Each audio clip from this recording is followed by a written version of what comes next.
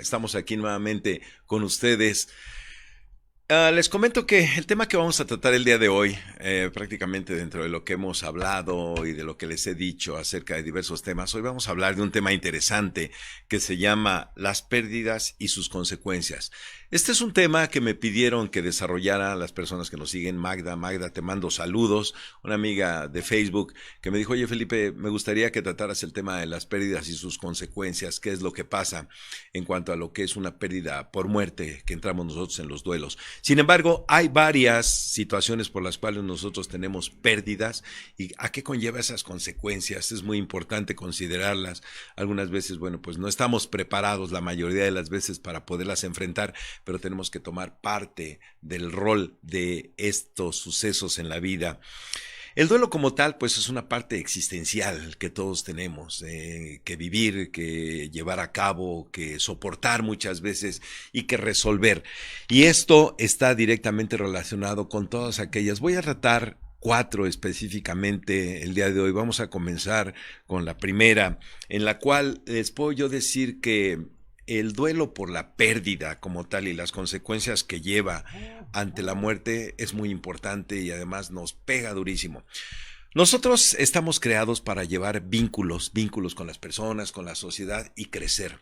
Y esto a nosotros nos permite, por supuesto, un desarrollo funcional en todos los aspectos de la vida. Sin embargo, estos vínculos que tenemos, ¿qué pasa cuando estos vínculos se rompen? ¿Qué pasa cuando esto ocurre? Hay una intensidad de ese rompimiento psicoemocional que nos lleva a situaciones que ahorita en unos momentos yo les voy a comentar. Se ve afectada la parte emocional, se ve afectada la parte física, se ve afectada la parte espiritual, se ve afectada la parte familiar y se ve afectada la parte social y laboral cuando una persona fallece. Y esto a nosotros nos permite considerar que hay que tomar en cuenta que si nosotros nos ponemos a ver cuál es el proceso de vida que llevamos, el primero que nosotros enfrentamos, ese rompimiento que tenemos, la primera separación dolorosa que llevamos a cabo es la separación del nacimiento.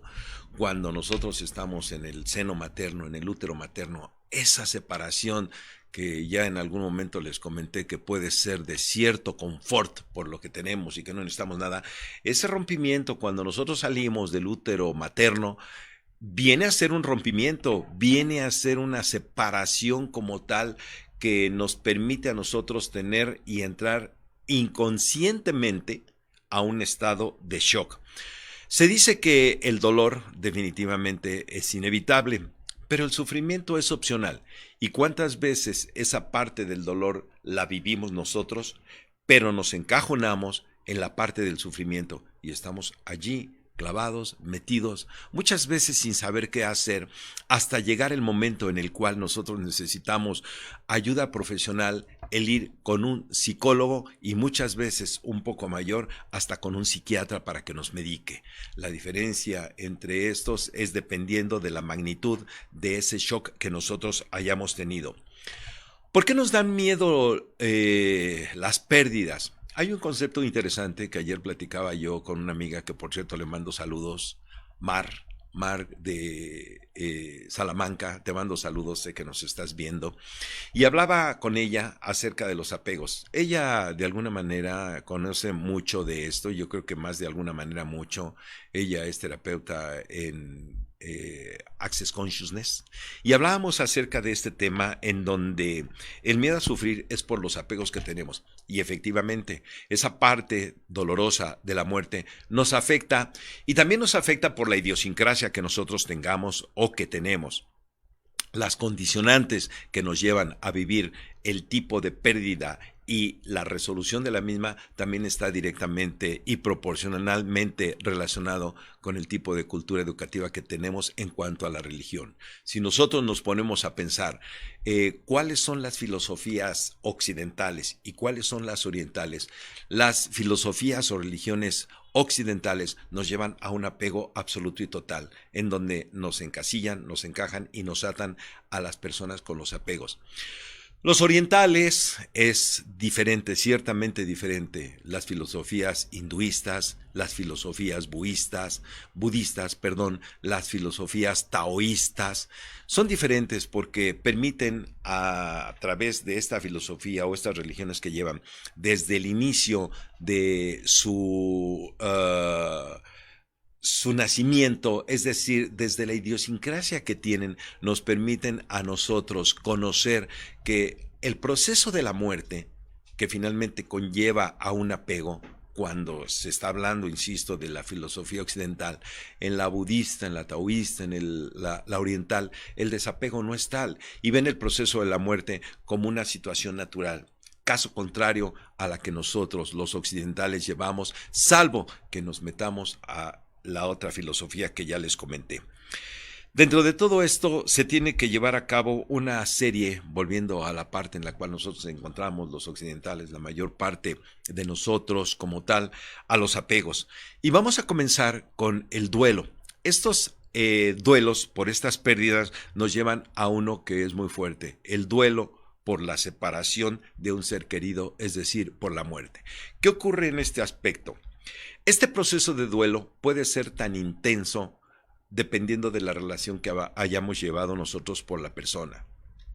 Cómo fue nuestra relación, cómo convivimos con ella, cuáles fueron nuestras relaciones y vínculos familiares y emocionales. Y digo familiares y emocionales porque muchas veces nosotros podemos tener familiares, inclusive yo puedo comentar que he conocido casos o situaciones en las cuales aquí en Querétaro, sobre todo en Querétaro y quizá en algunos estados de la República también es muy dado que las personas, los hermanos, los padres se vayan a otra locación, es decir, que emigren a los Estados Unidos y que pueden estar allá por 5, 10, 15 o 20 años y que de vez en cuando, en el mejor de los casos, se escriben, se hablan o se visitan.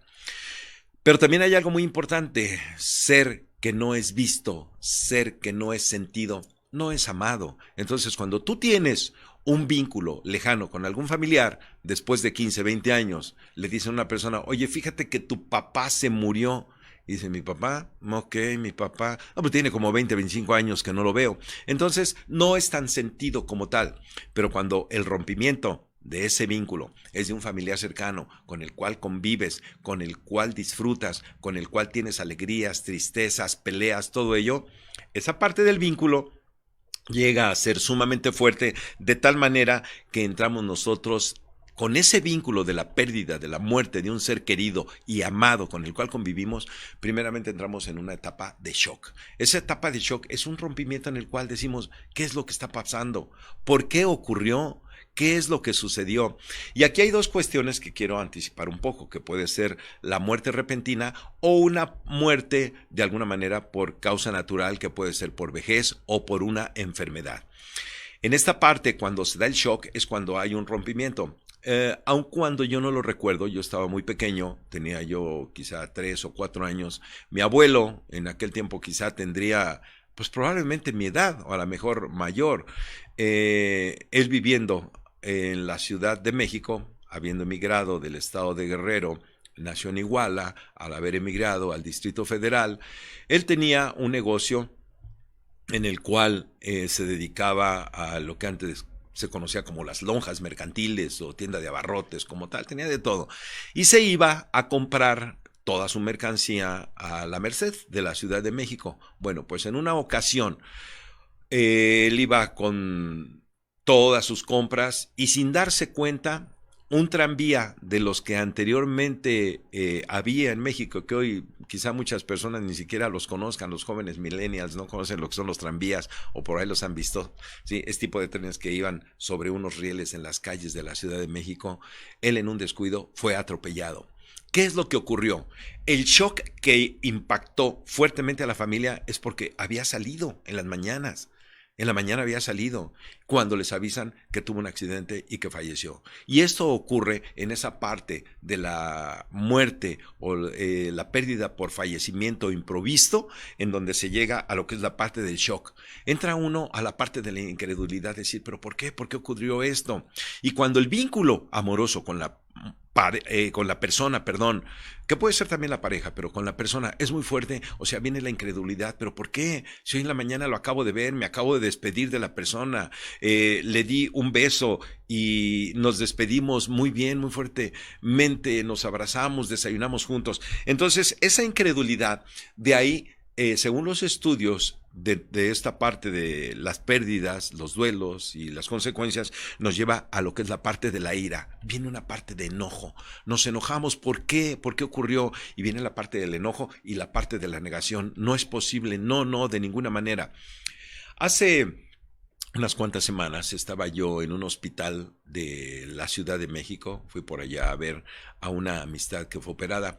Estaba yo esperando en la sala de estar cuando unas personas salen llorando y otras salen furiosas y otras salen negadas acerca de que había fallecido la persona. Y considerando, como les comenté hace unos momentos, que la muerte por como tal, o sea, el dolor por la muerte cuando es por una enfermedad, quizá podríamos estar ya preparados de alguna manera y ahorita lo vamos a tratar. Sin embargo, el shock también sigue siendo cuando una persona es llevada a un hospital, cuando una persona es operada y que en la propia cirugía fallece, llega esa parte de la negación, llega la incertidumbre como tal y al mismo tiempo nos llega finalmente, después de un largo proceso que ahorita también lo trataremos, a la aceptación.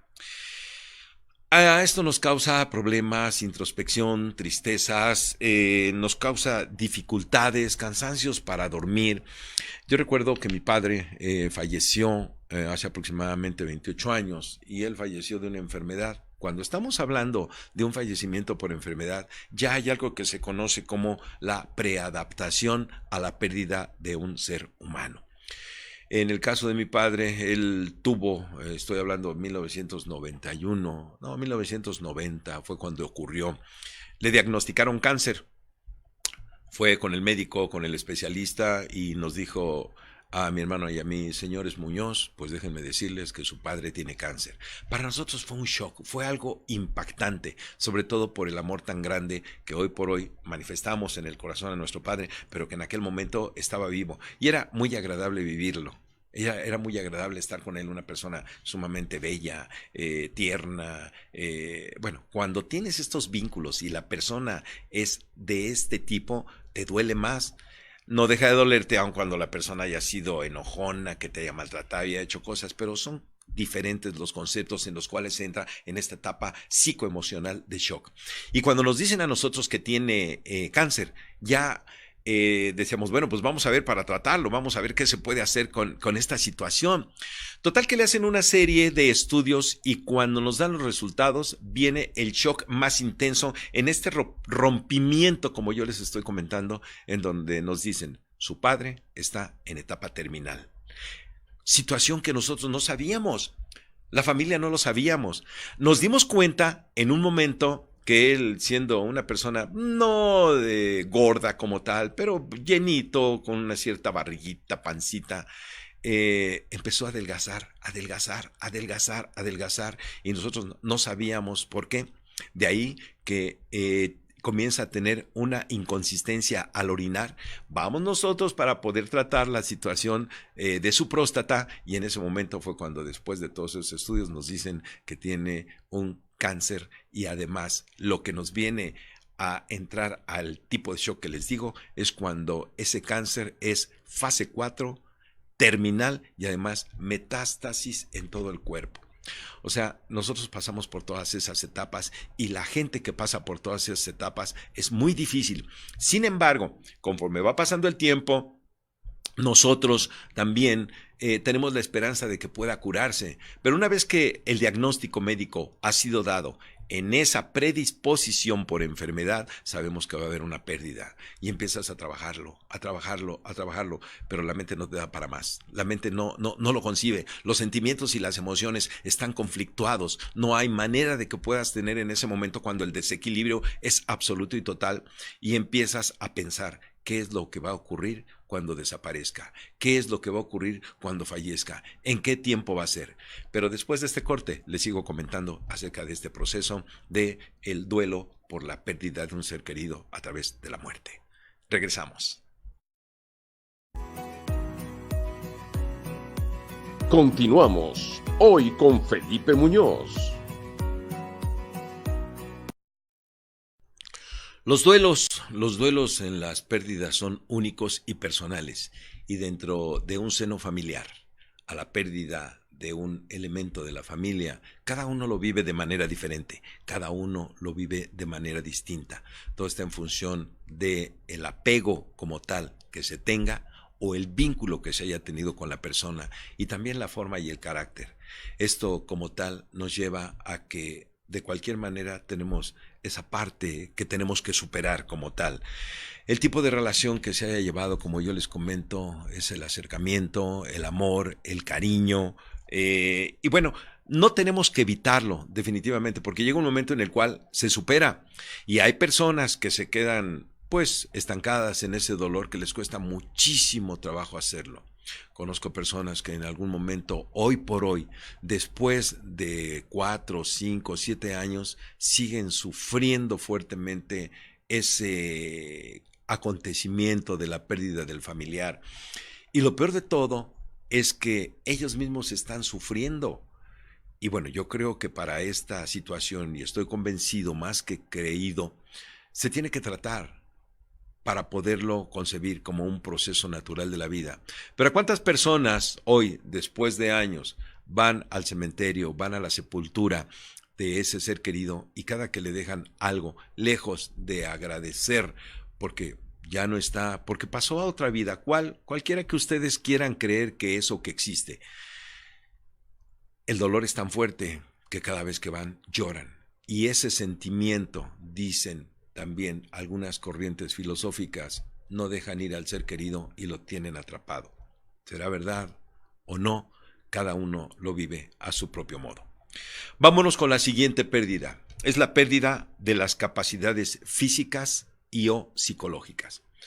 Cuando hay la pérdida de una capacidad física, sobre todo cuando se da en cuestiones de invalidez parcial, hay algunas veces que son invalidez total, y otras que afectan también hasta la parte psicológica cerebral de la persona, hay situaciones importantes que hay que considerar en cuanto a los resultados que se dan de ellas. Hay duelos también, como todo lo que hemos hablado ahorita, y esta pérdida nos lleva, en el caso de la persona que sufre la pérdida física, de una baja autoestima. ¿Por qué lo golpea la autoestima? Pues porque hay pérdida, puede ser de un miembro, puede ser de una parálisis, puede ser de una situación en la cual ya no le permita trabajar y esta situación lo lleva a la pérdida de la autoestima. Sobre todo cuando nosotros estamos hablando que es el proveedor principal de la familia. Esto conlleva también a una incertidumbre de una situación económica dentro de la propia familia en la cual ¿qué va a ocurrir? ¿Qué va a suceder? Se pasa por los mismos procesos que los de la muerte y hay que llegar a poder realizar la compensación de ese desequilibrio. Una pérdida física puede, si está dentro de un ambiente laboral, quizá ser con un poco de paliativo económico cuando está asegurado o cuando tiene un seguro personal, pero cuando no se da, la situación es terriblemente fuerte, dependiendo también de las condiciones de la familia que lo está sufriendo. Pero la autoestima en el propio individuo le pega muy fuertemente porque ya no va a poder hacerlo. Hay algunos videos que yo he visto en Facebook en donde hay un personaje que yo, por lo tanto, lo considero, lo reflexiono, lo admiro y hago una serie de recapitulaciones mentales en mí mismo. Es un individuo que hoy por hoy quizá tenga como 40 y tantos años, que nació sin pies y sin brazos. No recuerdo ahorita el nombre, no sé si ustedes lo hayan visto, pero hay una cantidad importante de videos evidenciales de las personas que nacen, no tan solo que pierden, sino que nacen con carencias físicas, y esto es muy importante para considerarlo. Hay personas también que o pierden la capacidad psicológica o tienen un daño cerebral. Y en esta parte viene también el concepto del shock, el concepto de la negación, el concepto de la ira, el concepto de la frustración. Pero quiero yo hacer mención de una parte importante en este concepto y quisiera yo hablar de la parte generalizada de todos los duelos y pérdidas, anticipándome a las que voy a comentar. ¿Por qué no se nos dan las cosas? Nosotros venimos aquí en esta vida para poder aprender, para poder crecer, para poder cambiar.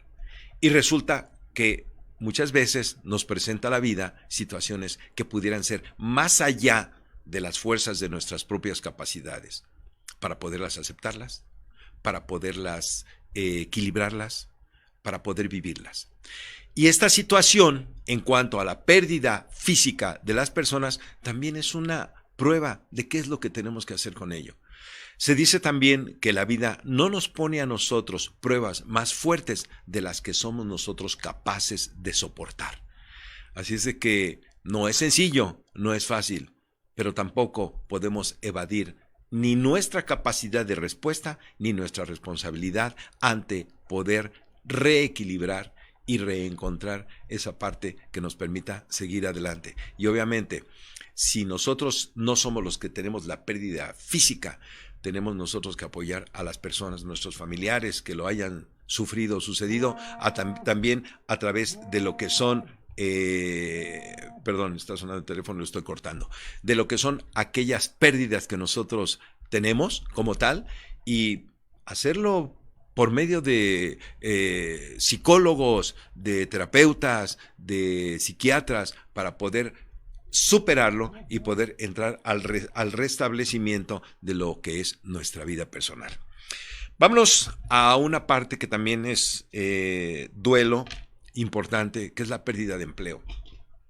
Hay personas que hoy, sobre todo en esta etapa de la vida que estamos viviendo, en estas épocas, la pérdida de los empleos es muy fuerte.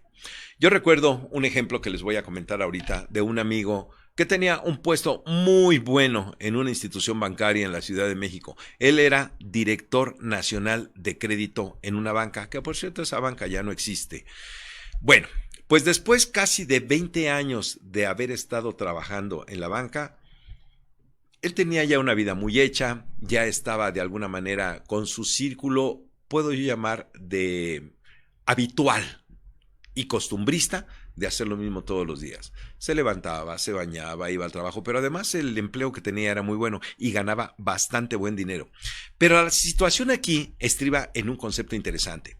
¿Qué ocurre con aquella persona que está acostumbrada a trabajar, que está acostumbrada a tener dinero, que tiene una determinada calidad de vida, que la seguridad, el confort que tiene la familia, él se los proporciona y llega el momento en que la institución, la empresa, la organización les dicen, lo siento, pero hasta aquí llegamos y se acaba el empleo?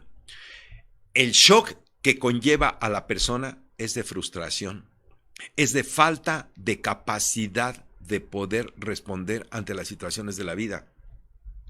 A este amigo que les comento le dieron una buena cantidad de dinero como liquidación, pero ni aún con eso se libró del shock psicoemocional que también le causó la pérdida del trabajo.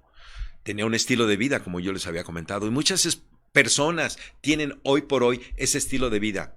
Pero como les comenté hace unos momentos, en esta época que estamos viviendo no tenemos nosotros la seguridad de los trabajos. Sobre todo cuando en estos momentos las personas están contratadas bajo dos conceptos: o por honorarios o están contratadas a través de las empresas llamadas outsourcing, que utilizan las empresas para poder dar empleo y que se liberan de todo tipo de garantías laborales como seguros, cajas de ahorro, aguinaldos, pensiones y todo este tipo de cosas. Estamos viviendo una época de readaptación a toda esa parte, pero para las personas que hoy por hoy todavía tienen esto y que nunca han llevado a cabo una pérdida de empleo, es importante que también vayan considerando qué hacer en un momento. Es decir, como dice una frase, hacerse abogado del diablo. Es esto un concepto que nos lleva a ponernos del otro lado para saber qué hacer ante esta pérdida. Cuando una persona lleva o es llevada a esta situación, la cuestión que vive dentro de la familia es de una desestabilidad impresionante, porque llegan a perder lo que se considera como una autoridad dentro de la familia, estando obviamente considerando que el padre, que es el proveedor, es el que es liquidado o dado de baja de la empresa. ¿Qué ocurre también? que hay que llevar un proceso de adaptación hacia las situaciones del trabajo y de las tareas familiares. Hay una frustración en ese mismo concepto, porque cuando estaba, y vuelvo al ejemplo de este amigo que trabajaba como director nacional de una banca, pues él tenía un estatus y después tiene que transformarse para levantarse todos los días, estar en casa y comenzar a hacer labores familiares. No la padeció económicamente, pero emocional y psicológicamente tuvo una pérdida muy fuerte, porque ya no tenía esa parte que lo tenía a él seguro como tal. Y cuando en estos retiros que se dan, ni siquiera hay una cantidad que pueda solventar el futuro económico de la familia, el golpe es fuerte y muchas veces hasta mortal, porque llegan a enfermarse, llegan a causar muchas situaciones de desequilibrio que nos llevan a saber que si no acudimos con el profesional, esto se puede venir abajo. En la pérdida del preaviso, cuando esos cuchicheos de pasillo, como se dicen, empiezan a hablar, oye, fíjate que va a haber recorte en la empresa. Todos empiezan a ver qué hacer, y me va a tocar a mí, y no me va a tocar a mí, y va a ser una situación que tengo yo que vivir, qué va a ocurrir, sobre todo cuando se tiene el concepto de que se espera la liquidación y sobre todo llegar a los periodos de jubilación, y eso impacta de manera impresionante. Cuando se llega a la pérdida real, pasamos por los mismos procesos hasta llegar a la aceptación y en ese momento ya veremos qué es lo que se puede hacer. Hoy en esta parte quiero hablar también acerca del emprendedurismo, que nada más voy a hacer un pequeño paréntesis. Es muy interesante que todo aquello que vayan a hacer, si en algún momento la persona que es liquidada y que tiene una buena cantidad de dinero, por favor, no se lo gasten. No se lo gasten, porque se da el momento del desequilibrio en donde las personas, al tener esa jubilación o esa pensión, tienen que ir viendo qué es lo que van a hacer, porque no tan solo pierden el empleo, sino que entran a una nueva etapa de la vida y muchas personas, cuando se quedan sin empleo, con esa desvalorización, entran en una depresión impresionante que los lleva a enfermarse y muchas veces hasta la pérdida de la vida.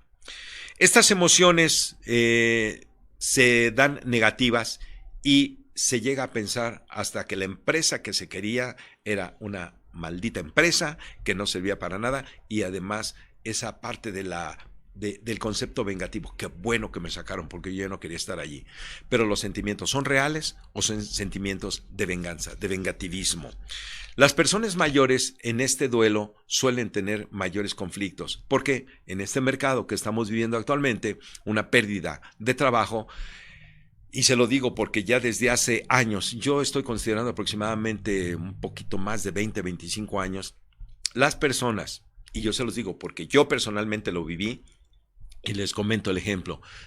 Hace aproximadamente 25 años estaba yo sin empleo y empiezo a mandar una serie de currículums a las empresas. No hay otra cosa más que la realidad. Mandé 50 currículums a empresas con licenciatura, con posgrado, con estudios de diplomados y certificados.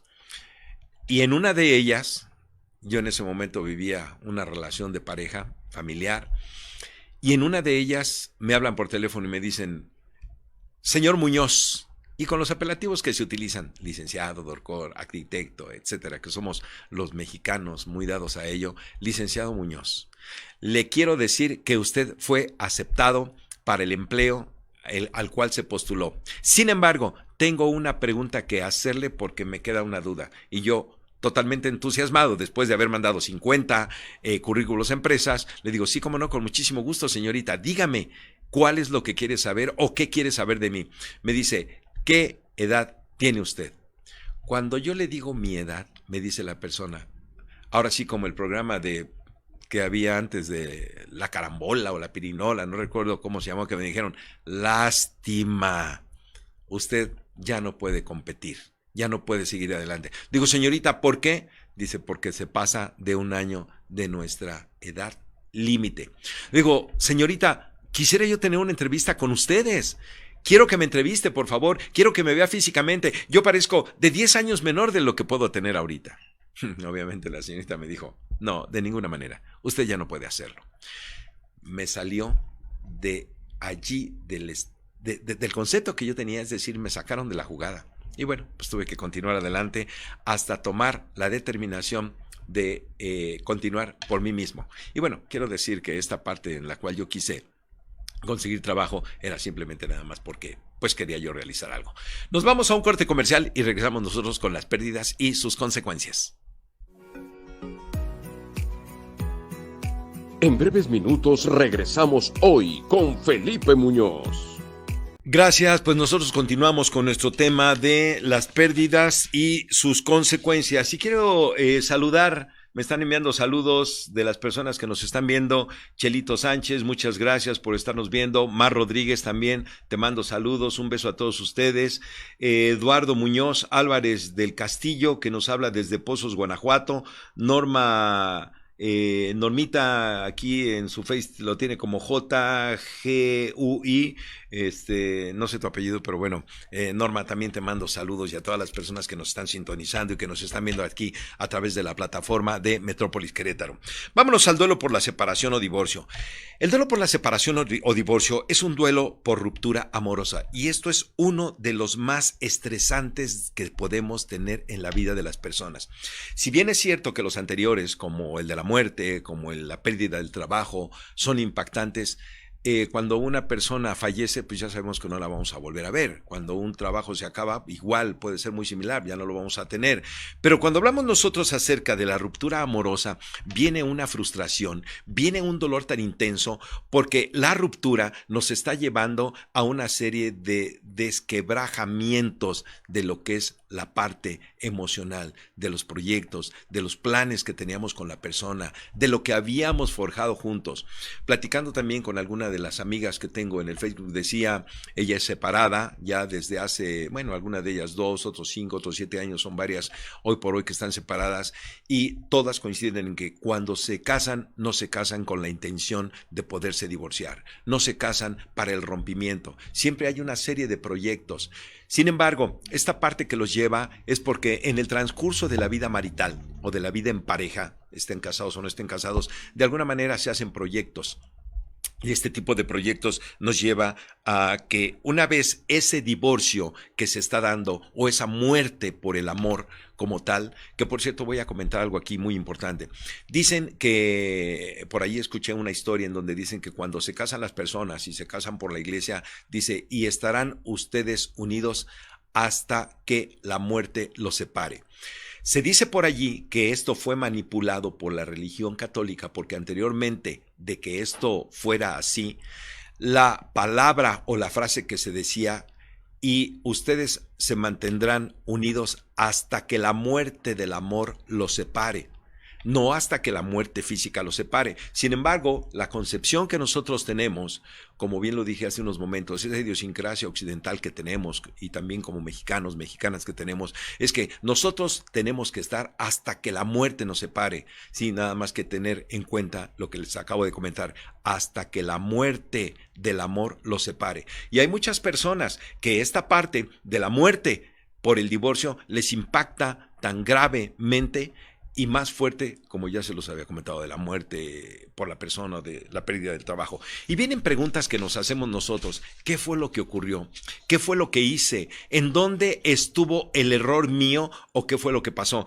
Dentro de esta parte hay una sensación de falta de seguridad, bien porque nosotros tenemos de alguna manera, si estamos hablando en familia, cuando los dos trabajan o cuando uno de ellos trabaja, una situación determinada, estable, podría yo decirlo, no emocional, pero sí física, en donde se está viviendo, porque se tiene casa, porque se tienen muebles, porque se tiene economía, porque se tiene algo, pero la parte de la muerte en la separación amorosa es una muerte también emocional, y la pregunta es, ¿cuántas personas hoy en este momento están viviendo muertes emocionales, pero ahí están aguantando por una pseudo comodidad o pseudo confort económico?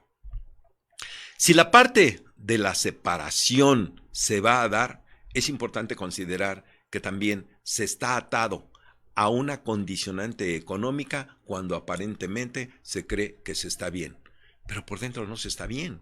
Entonces no hay más que dar lugar a una separación física y no tan solo de cuerpos, porque hay muchas personas que tienen una separación física y de cuerpos durmiendo en cuartos diferentes dentro de un mismo techo. ¿Y por qué? Porque ya se pelearon, porque están enojados, porque ya no se pueden llevar y cada uno haciendo su vida por otro lado. Eso nos está encadenando a una condicionante que no nos deja vivir en plenitud como seres humanos libres y soberanos de nuestras decisiones. Pero los miedos a la comodidad mantienen a muchas personas muertas en vida en una relación que ya no da ni para atrás ni para adelante. Cuando se da esta separación amorosa, se tiene una sensación de abandono y dice, ¿qué voy a hacer ahora? Y como muchas veces se pierde esa seguridad económica, se prefiere mejor estar allí. Pero la sensación de abandono es en cuanto a lo que es el futuro. ¿Qué pasa ahora con esta separación? ¿Hacia dónde voy? Y hay muchas personas también, y cierta cantidad de personas, que una vez terminando una relación amorosa, en esa pérdida, inmediatamente, por los apegos que tienen, se dan a una más. Y no obstante, no perdiendo una, mantienen otra paralelamente. Verdaderamente están siendo libres, están siendo autónomas, se están autorreconfirmando o hay un sentimiento de baja autoestima, baja autovaloración y baja autoimagen. Así es de que consideren ustedes esta parte, que lo que puede llevar a la pérdida del amor muchas veces es mejor a mantenerse ahí atados, con todo y los bemoles que puede esto tener. La parte de la separación amorosa puede durar 3, 6, 12 meses. Se dice, y algunos estudios dicen, que llega hasta 2 años.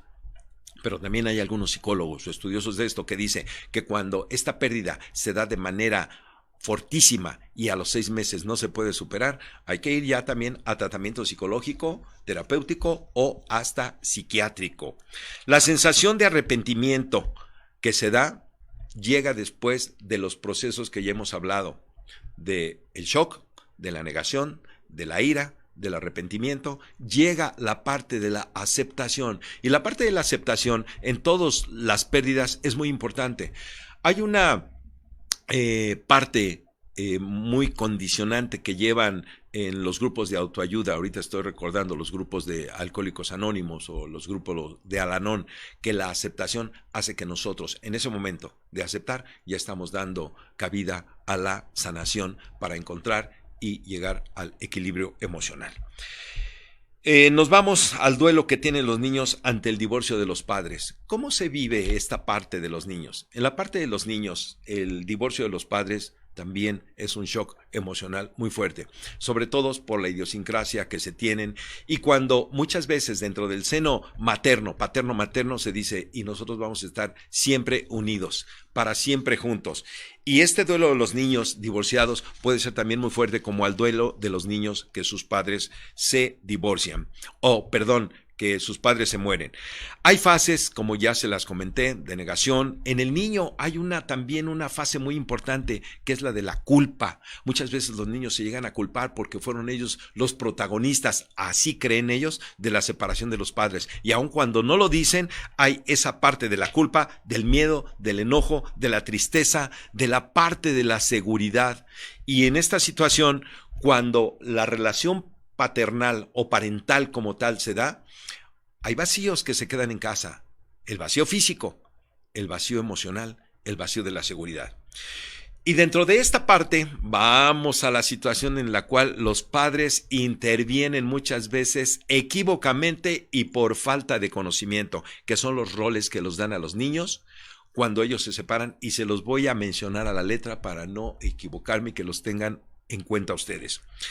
Cuando se hace el tipo de rol que se le da al hijo, el hijo niño, es aquel niño que se aprovecha de la situación de los padres para poder obtener mayor beneficio entre uno y otro. Si papá no me lo permite, entonces me voy con mamá. Y si mamá no me lo permite, entonces me voy con papá y hago las cosas a escondidas de uno. Y cuando se da la verdad, pues es que tú no quisiste, mamá, pero papá me dio permiso. O sea, estamos jugando el rol de las conveniencias.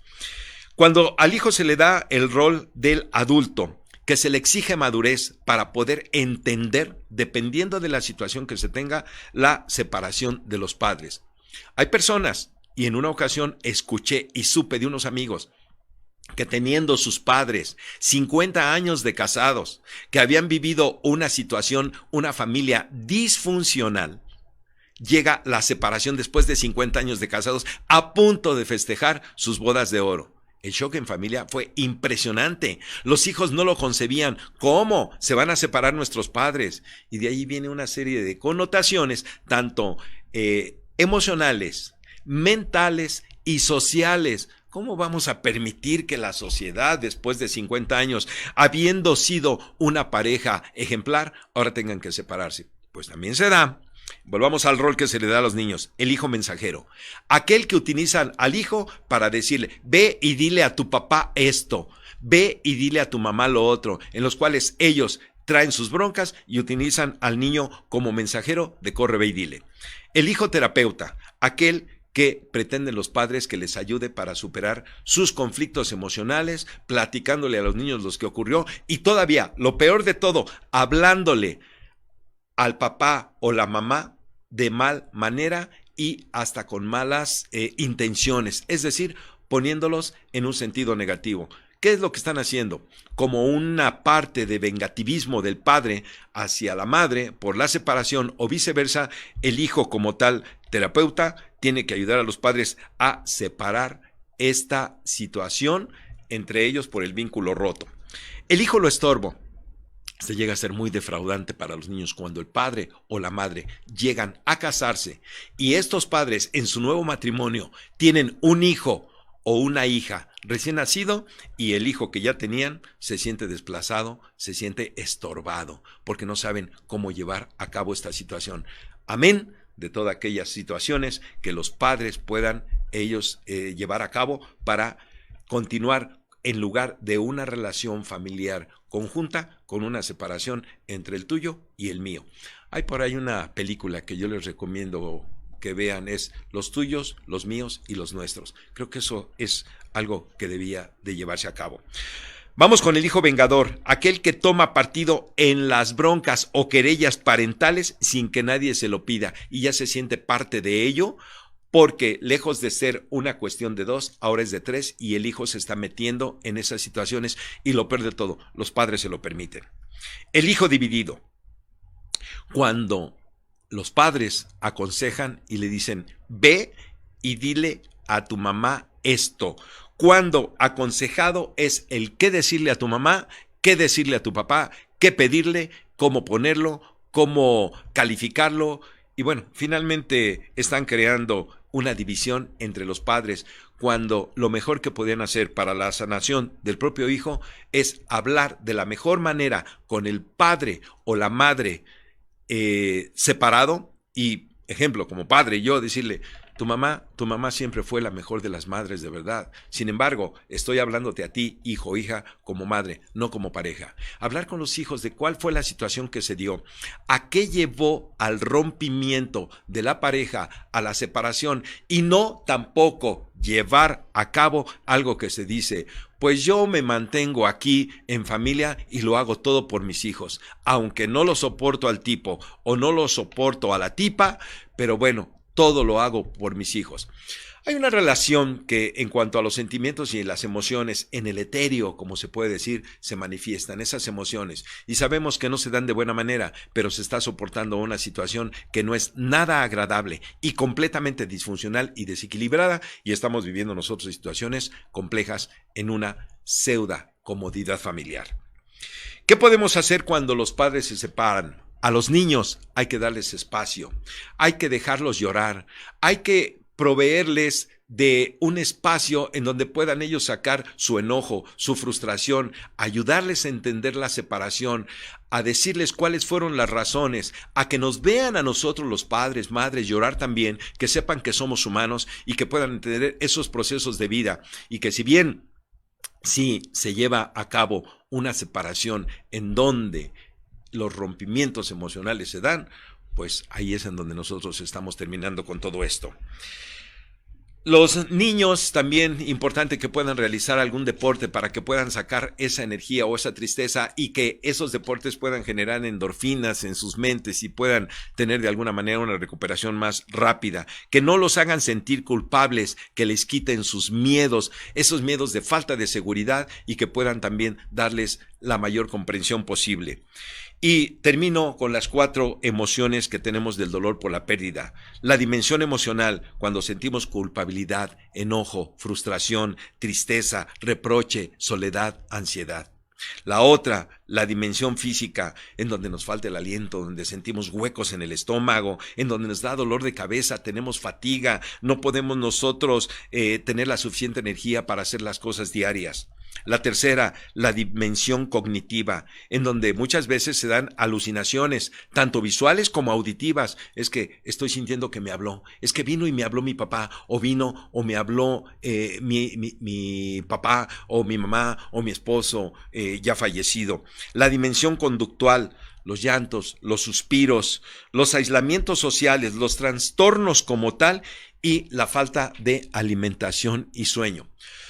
Todo esto, bueno, pues fue tratado de alguna manera muy breve porque es algo complejo y hay que tener una preparación muy fuerte para esto. Y de aquí, de alguna manera, nuestro amigo de Guanajuato, Eduardo Muñoz, que hablaba acerca del tema de la tanatología, hay que acercarse con estas personas que son los expertos para poder ayudarnos en estas situaciones de pérdidas, de duelos y de sus consecuencias. Yo me despido de ustedes, soy Felipe Muñoz, los espero en el próximo programa, dentro de 8 días, 11 de la mañana, hoy con Felipe Muñoz, aquí por esta frecuencia de Metrópolis Querétaro. Tengan un excelente día y feliz fin de semana. Hasta pronto.